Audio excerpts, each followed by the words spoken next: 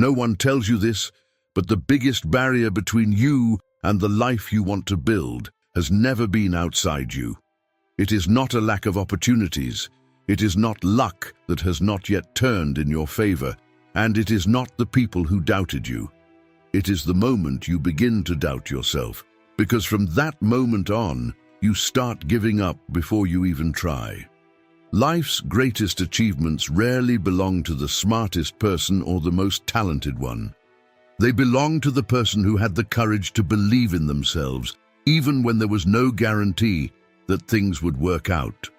Meanwhile, countless capable people keep waiting until they feel ready, waiting for the fear to disappear, waiting for the perfect moment. Without realizing it, they leave their entire lives waiting right alongside them.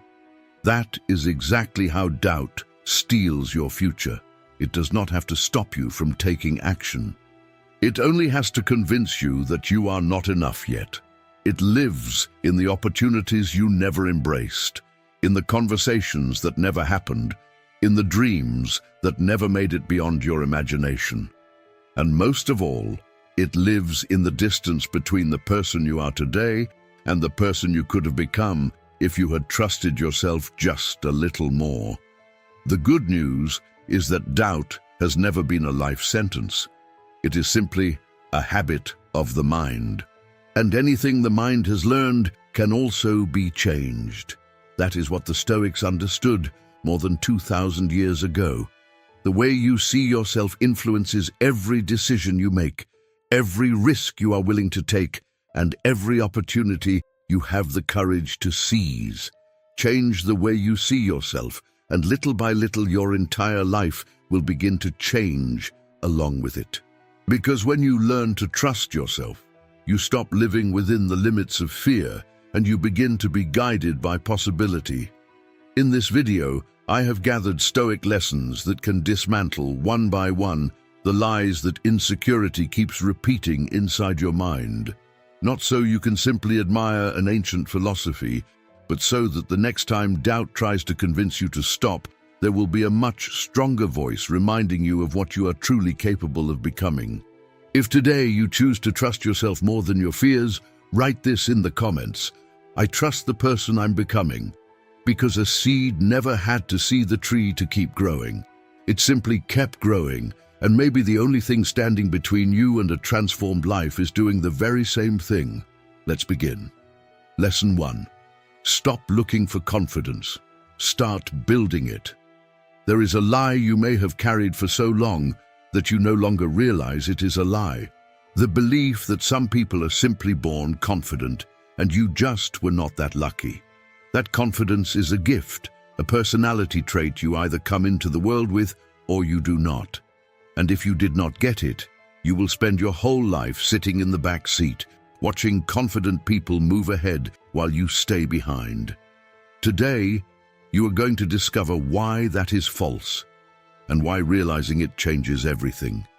Because confidence has never been something you are born with. It is something you build. No one comes into the world believing in themselves, just as no one comes into the world knowing how to walk.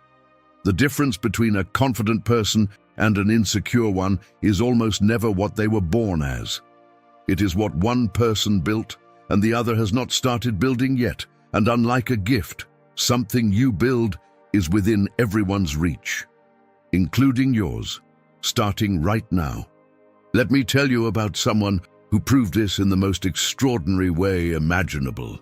Epictetus was born a slave. He had no freedom, no possessions, no status, none of the things we usually believe someone needs in order to become great. By the world's standards, his chances of ever being remembered were almost non-existent. In the eyes of society at the time, he was exactly the kind of person from whom nothing was expected. And yet, when a single opportunity appeared, the chance to study philosophy, he seized it.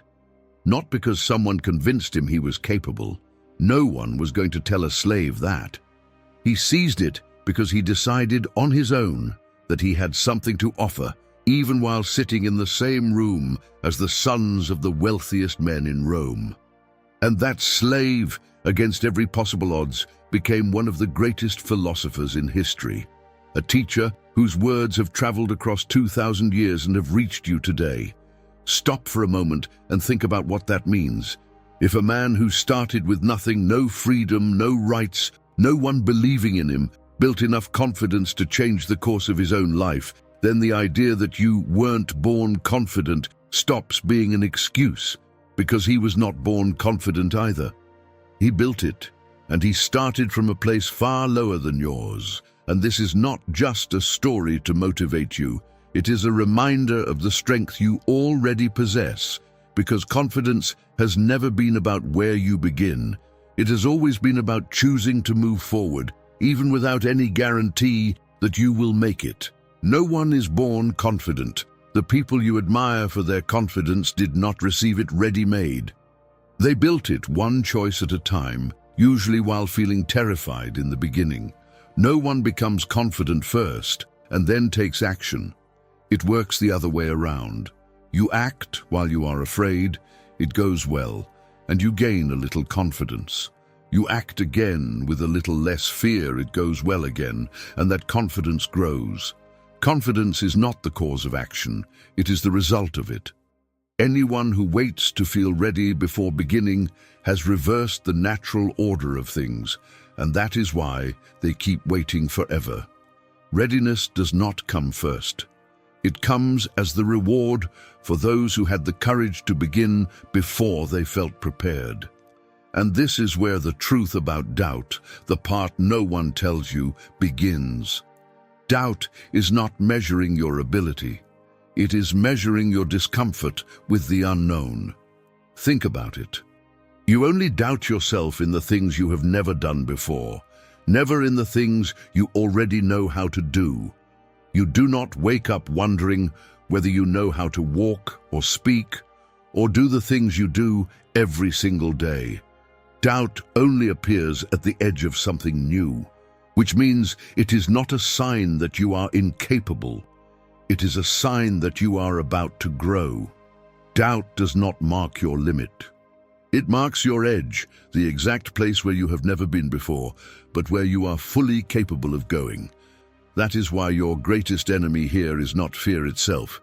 It is paralysis disguised as caution. That reasonable voice saying, wait a little longer, prepare a little more, think a little more before you act. It sounds like wisdom, but many times it is simply fear wearing a nice suit. There is an old saying that if a man were an oak tree but did not believe in his own potential, instead of growing 100 feet tall, he would grow only 1 foot. The seed was exactly the same. The potential was there from the very beginning. What was missing was not the soil or the water. What was missing was the courage to become everything that was already inside him. And you are that seed. Everything you need to grow is already inside you right now, waiting for one thing, for you to stop asking your own doubt for permission to begin. Because while you wait to feel capable before you act, your whole life remains suspended in a waiting room where your number is never called. Ability does not have to be felt first.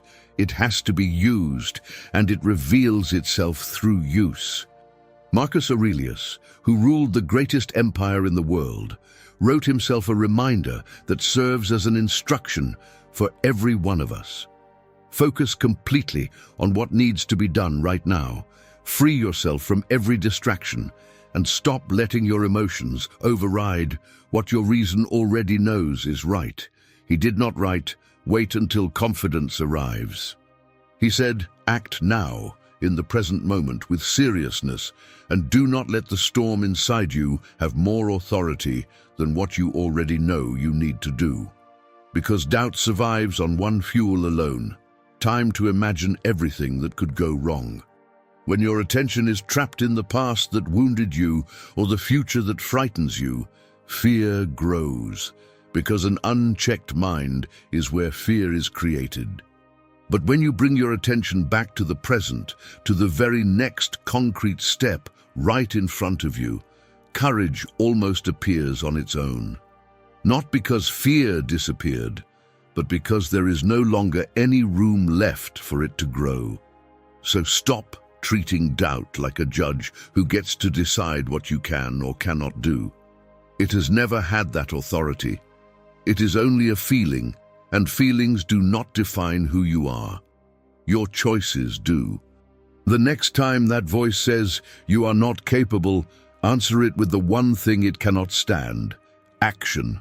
Do it anyway, even while you still feel uncertain, even while you still do not know for sure, because every time you act, despite your doubt, you remove another brick from the wall it built around you, and you discover, through real experience, that you were always stronger than it made you believe. You were not born to doubt yourself. You were born to grow like the oak tree, until you reach the full height of everything that lives within you, and that height has never depended on how confident you felt in the beginning. It has always depended on having the courage to take the very first step before you felt ready. Lesson 2, never forget. Your reactions shape your destiny.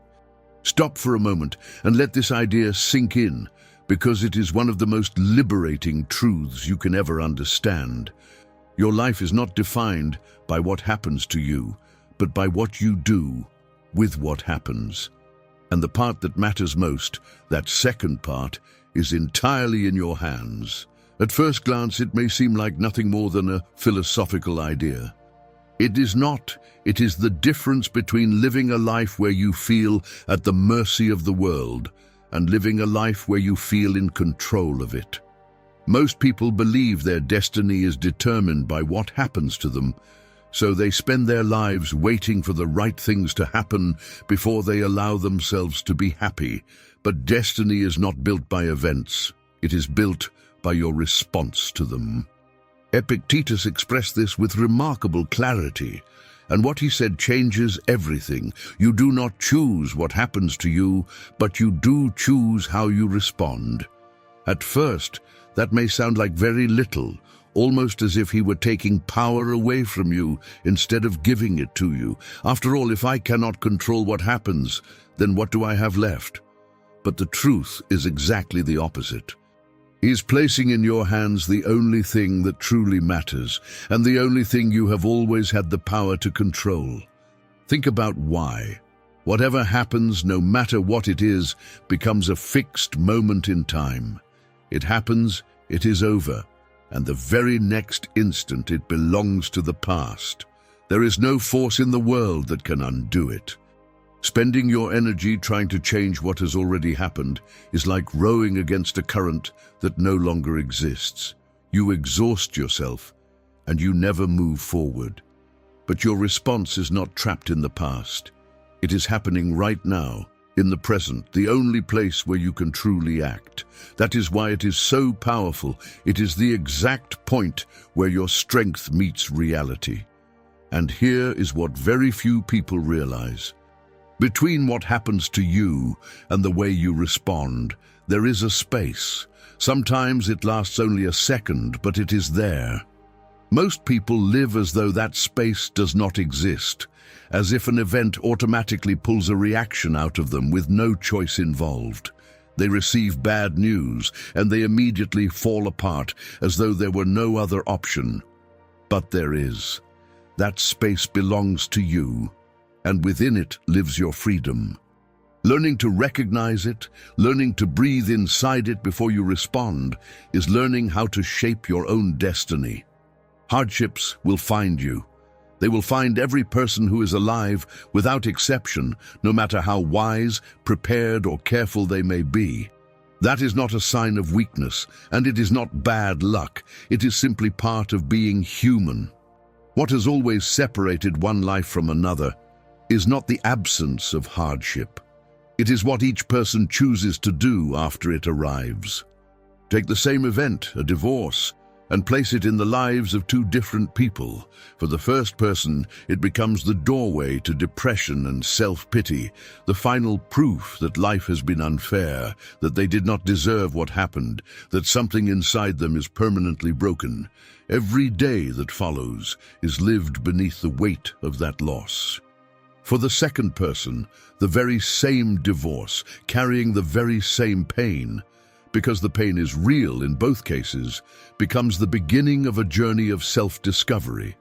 It becomes the moment they stop, look inward, understand what they truly want, and begin rebuilding themselves from the ground up. The event is identical, the life that follows is completely different, and what separated those two paths was never what happened, it was the response. Self-doubt almost always begins the moment you forget this truth. When you believe that events determine your destiny, you begin to see yourself as small, at the mercy of forces you cannot control.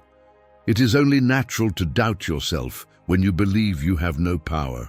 But the moment you remember that your response belongs to you, that the space between the blow and your answer is yours alone, self-doubt loses the very ground it stands on. You stop asking yourself, will I be strong enough for whatever life throws at me? Instead, you begin to know, whatever comes, my response is mine, and that is where my strength lives. That is why your reactions are never small details. They are, quite literally, the material from which your destiny is built. Every reaction is a small decision about the person you are becoming. Respond with self-pity often enough, and you become someone who sees themselves as a victim.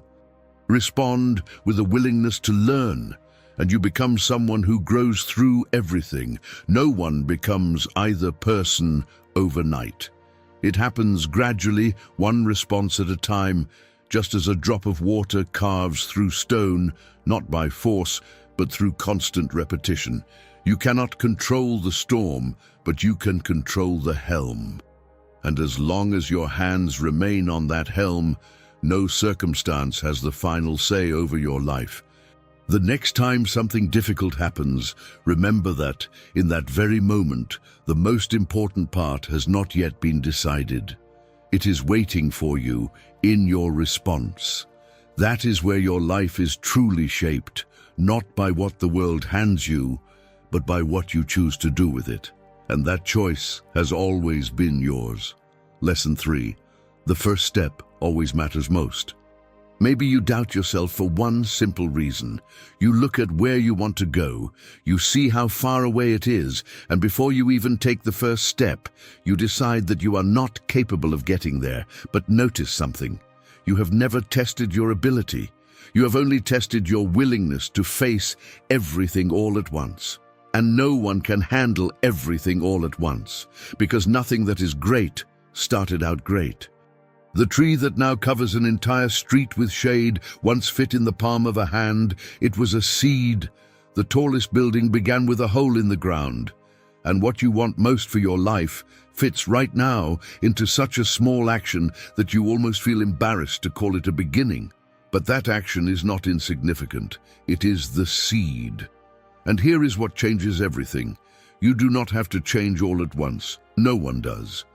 You change a little today, a little tomorrow, and you keep going, without rushing and without stopping, until the day you look back and barely recognize where you started.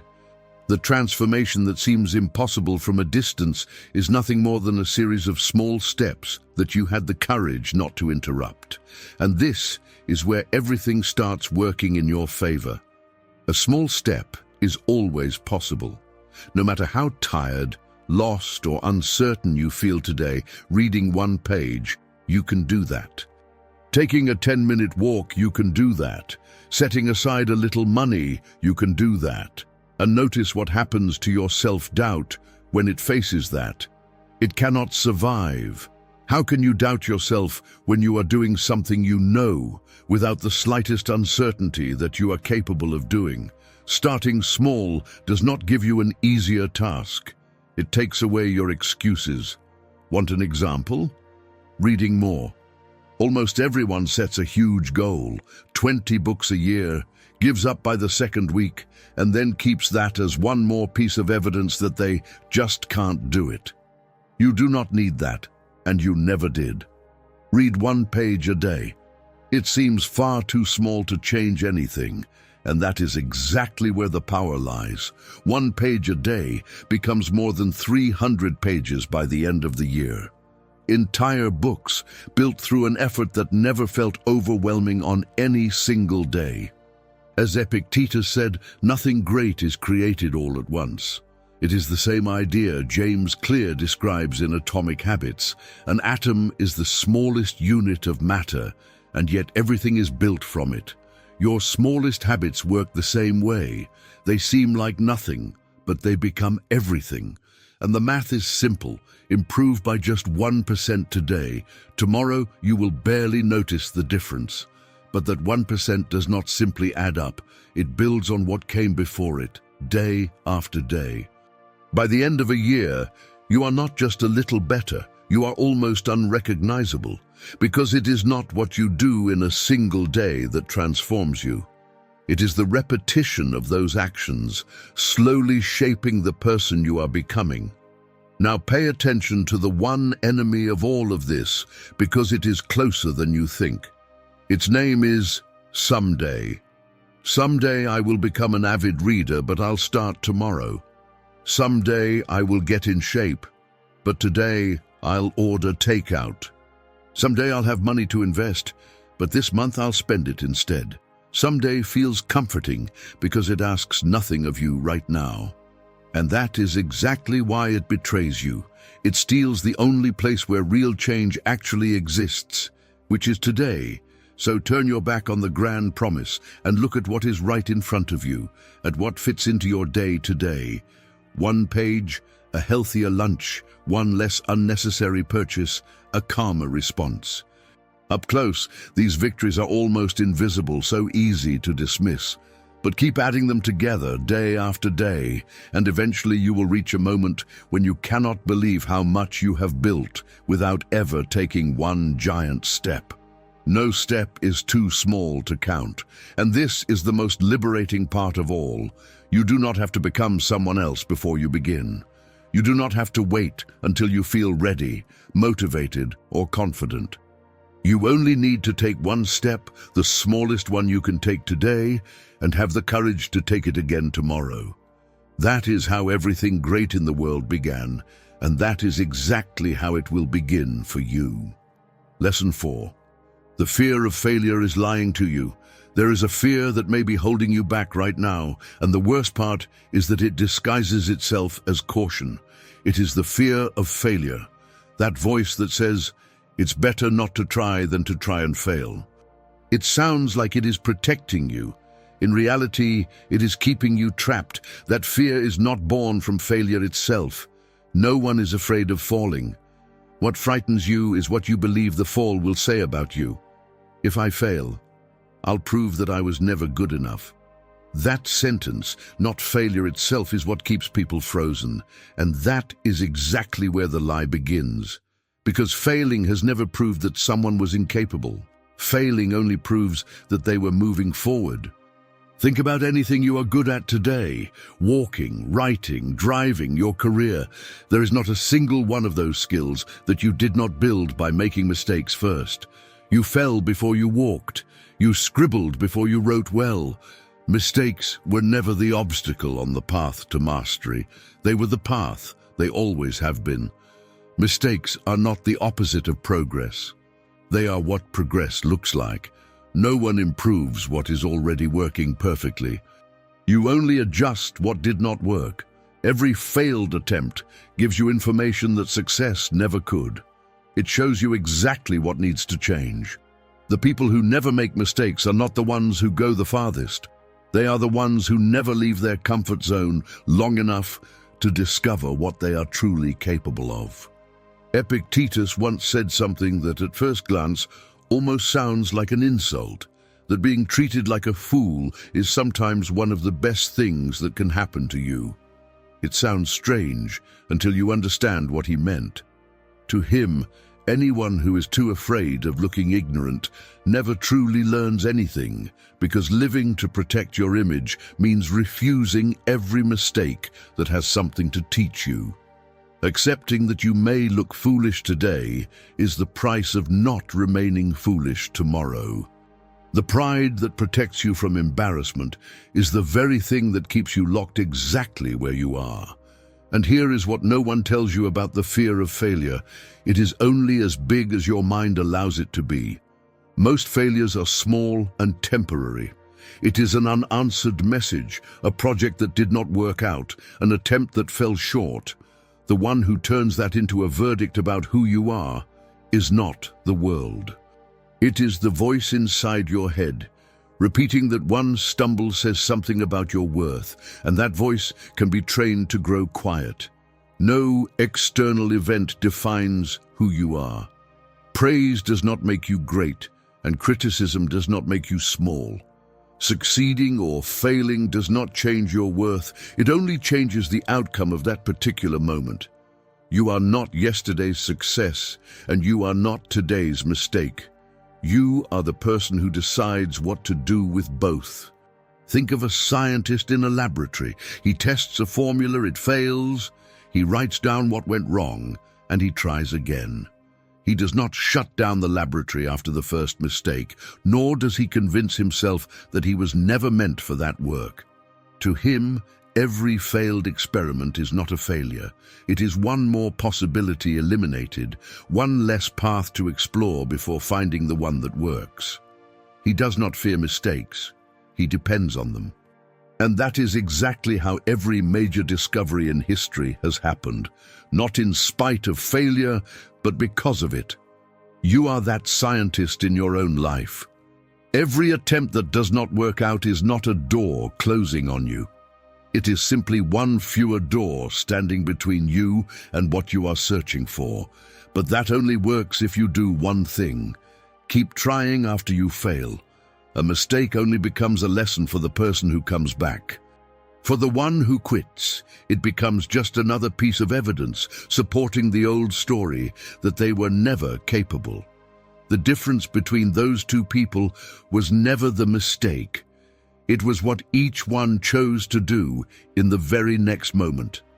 And this is where a strength greater than fear is born. It does not come from the absence of fear. It comes from taking action while you still feel afraid. A strong person is not someone who never fears failure. A strong person is someone who fails, feels the weight of it, and still takes the next step. Not because they are certain everything will work out, but because they understand that standing still out of fear of making a mistake is the only failure that teaches you nothing. The irony is that by trying to protect yourself from failure, fear hands you the only true failure there is, never trying at all. Life does not hold you accountable for the mistakes you made while trying. It holds you accountable for the chances you swallowed, the doors you never opened, the moments when you knew what to do, but fear spoke louder. That is the regret that stays with you, and it is the one regret you still have the power not to create. So, think about the thing you have been putting off because you are afraid it might not work out. The message you never sent, the project you pushed off until next semester, the conversation you have rehearsed 100 times but never had. Do not wait for the fear to disappear, because it does not disappear beforehand, it disappears afterward, after you act. Courage does not come first so that you can act. Action is what builds courage. Take that step today. However small it may be, take it today. Make mistakes if you have to. Make them quickly, make them early, and learn from them. Because every time you act despite your fear, you prove to yourself that you are bigger than the thing you fear. And once you know that, fear can no longer stop you, because you have discovered that it was always smaller than you. Lesson 5. Control over your life has always been in your hands. It's time to recognize it. There is a power within you that you may not have fully realized yet, the power to decide what affects you. Once you truly understand that, something changes forever. Because the moment you allow other people's comments and actions to determine how you feel, you hand them control over your life. And realizing that doesn't leave you powerless. It makes you aware, because that control can return to you at any moment. When criticism hurts you, the problem is rarely the criticism itself. It's what it awakens inside you, that voice that begins to whisper, "What if they're right?" That is how other people's opinions do their most dangerous work, not by hurting you from the outside, but by making you doubt yourself from the inside. And that is exactly where everything changes. You never have to doubt yourself just because someone else chose to doubt you. Think about it. Anyone who can steal your peace only becomes your master because you gave them permission. They can only upset you if you open that door. And if the permission is yours, then the key is too. Epictetus helps us see this clearly. We are the ones who decide which keys to hand over to other people. Some unlock the door to happiness, others to emotional ruin. Allowing yourself to be shaken by other people's comments and actions is simply handing one of those keys to someone who should never have had it. But remember this, if you can give it away, you can also choose to keep it. Stoicism does not call us to cold indifference, but to the conscious building of a barrier that protects us. Not to isolate ourselves from the world, but to choose with clarity what deserves to enter and what can simply pass by. We are responsible for what we say, and above all, for what we choose to absorb. And that is a deeply liberating kind of power. Ask yourself honestly, which keys have you been handing over to other people? The key to your peace of mind, your mood, your self-worth. Recognizing that is not a reason to feel guilty. It is the first step toward reclaiming what has always been yours. Awareness of those choices is exactly where change begins. You do not need to hate those who hate you. You simply need to ignore them. You become greater than those who criticize you the moment you refuse to give their words the weight they do not deserve. Your time is far too valuable to waste feeding resentment toward people who do not even deserve a place in your thoughts. The more firmly you walk your own path, the less relevant outside opinions become, and that is why the most important rule may also be the simplest. Never doubt yourself. People will have opinions. They will judge you. They will try to tear you down. That is simply part of life, but their opinions only have the power to make you feel small if you turn them into the truth about who you are. The moment you stop asking for permission to believe in your own worth, no outside voice can ever occupy that space again. You stop being defined by what other people say, and you return to being defined by who you choose to be. Lesson 6. The discipline of keeping going. There is a pair of words that can change the way you face everything in life, and Epictetus invites us to engrave them on our hearts. Persist and endure. At first glance, they seem simple, almost obvious, but within them lies one of the greatest strengths a human being can ever develop. Because perseverance is not a gift that some people are born with, while others are not.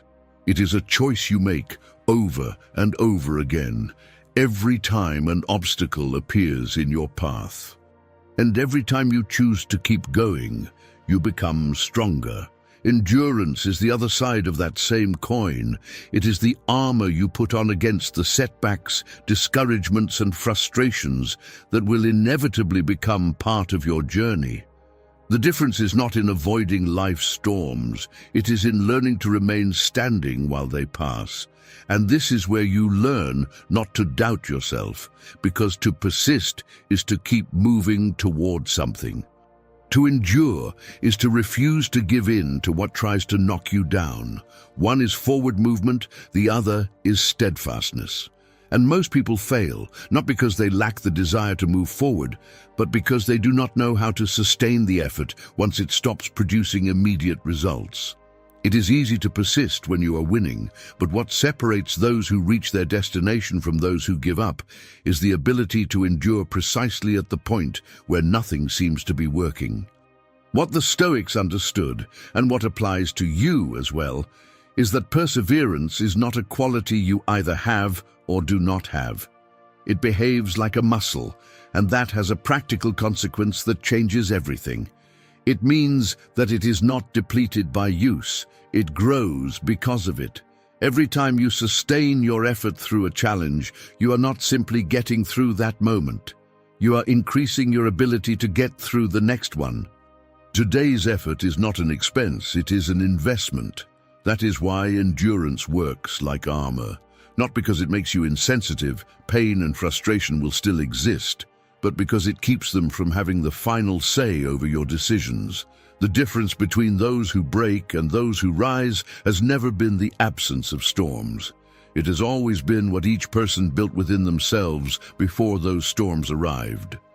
And that inner strength is built precisely in difficult times, not in easy ones. Marcus Aurelius, who carried the weight of an entire empire, wrote that we are stronger than what happens to us. He did not say that out of optimism. He said it because he had tested that truth firsthand, governing through wars, betrayals, and plagues. His reasoning is straightforward. The obstacle is an external event, fixed in time.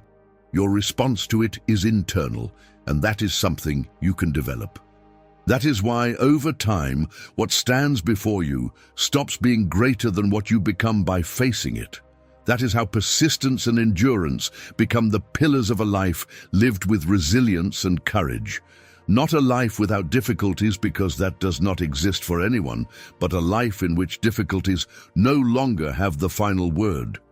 So embrace these two words. Persist, because moving forward is what determines the direction of your life. Endure, because staying the course is what proves to yourself what you are truly capable of. And the more you practice them, the less courage you need to begin, because with every obstacle you overcome, strength stops being something you search for and becomes something you are. Lesson 7. Time is short, and that's what sets you free. There is a truth that can put your mind back in the right place in just a few seconds. You will never have time for everything. Once you truly understand that, so many doubts stop making sense. They all begin to fall away, every single one of them. That fear of what other people might think, the insecurity about whether you are good enough, the hesitation that holds you back before every step, all of it depends on one quiet illusion, the belief that you have plenty of time to worry about those things. When you realize that time is short, those worries shrink to their true size, and that size is incredibly small. Think about how clear life becomes when you are faced with your own mortality. Ask anyone who has gone through a serious health scare or who came close to losing everything. They will all tell you the same thing. Suddenly, it became obvious what truly mattered. The small offenses stopped hurting. Other people's opinions stopped carrying so much weight. Decisions that once felt impossible suddenly became simple. Death did not come to frighten that person. It came to wipe the fog from the glass and reveal what had been there all along. And here is the part no one tells you. You do not have to go through a crisis to see things that clearly. You can choose that clarity right now, freely, without having to experience fear first. The Stoics practiced this intentionally every single day. They even had a name for it, memento mori. Remember that you will die. Not to make the day darker, but for exactly the opposite reason, so that not a single day would be wasted on what does not truly matter. Because think about what you would do if you truly accepted that time is short. That phone call you have been putting off for months, you would make it today.